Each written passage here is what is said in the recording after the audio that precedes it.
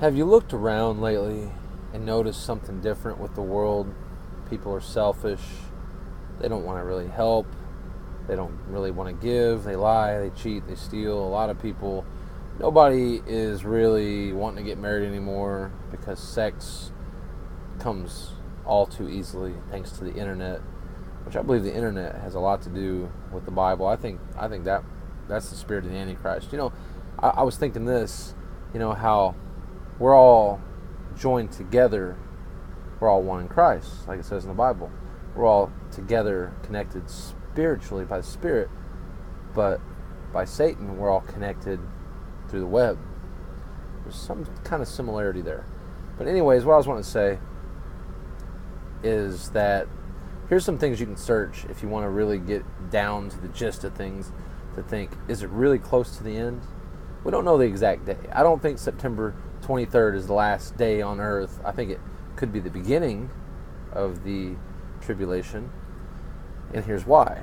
Because not only is that alignment in the Bible, and it's never happened, and it never will happen again, which is really strange, but also on top of that, 2018 is exactly 70 years, a generation, since Israel became a country.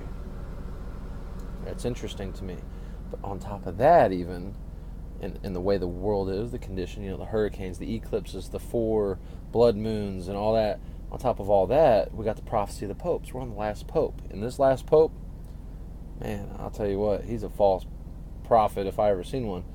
I could have sworn, I don't know if it was the government making it happen, but Obama fulfilled all the prophecies of the Antichrist. Yet he's not president no more. But he's not gone either. So I don't really know what's going on with that.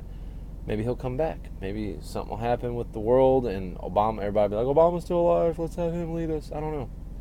All I'm saying, there's a lot of things, that the riots and the hurricanes and the floods and the wildfires and the tsunamis and the floods and all this, and it's all just happening, and it started happening very frequently. Man, after that eclipse, there was a thunderstorm, just loud thunders right after. I thought, wow, that's really strange, But all the things in the Bible, that talks about in the last days, people will be lovers of themselves rather than lovers of God, seeking pleasure.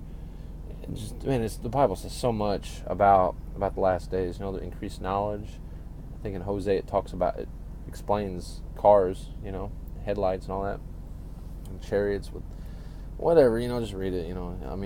There's a lot in there. It's mind-boggling that in Revelation, man. There's stuff in there, like when it talks about it's talking about Statue of Liberty. I think when it talks about the angel with one foot on the land, one foot of the sea, right hand in the air, holding the torch with a book in his hand, the sun around its head. That is literally the Statue of Liberty. Anyone who doesn't see that is not trying to say it at all.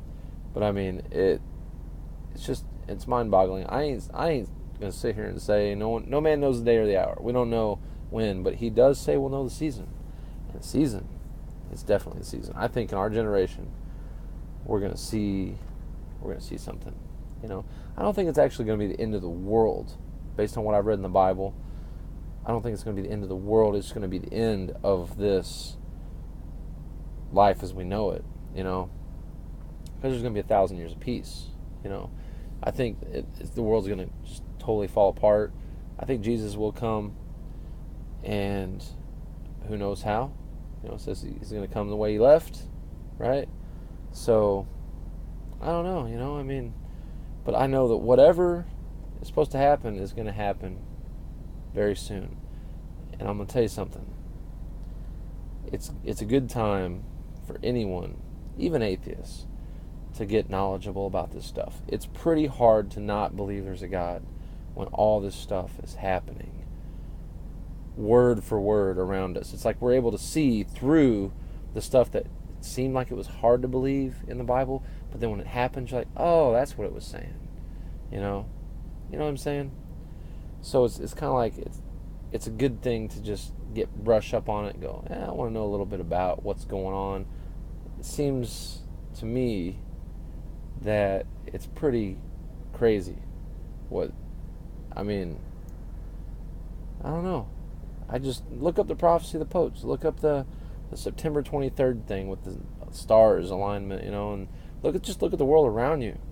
There are so many people far from God. There's people that say they're Christians, but they don't act like it at all. They lie, cheat, steal. Just saying you're Christian don't make you Christian. You gotta be filled with the Word. You gotta hide the Word in your heart. So it says, anyone who believes the Scripture said, out of his mouth will flow rivers of living water. It says, I hid your Word in my heart. It says that in Proverbs. So you gotta hide the Word in your heart, so the Word will flow out your mouth.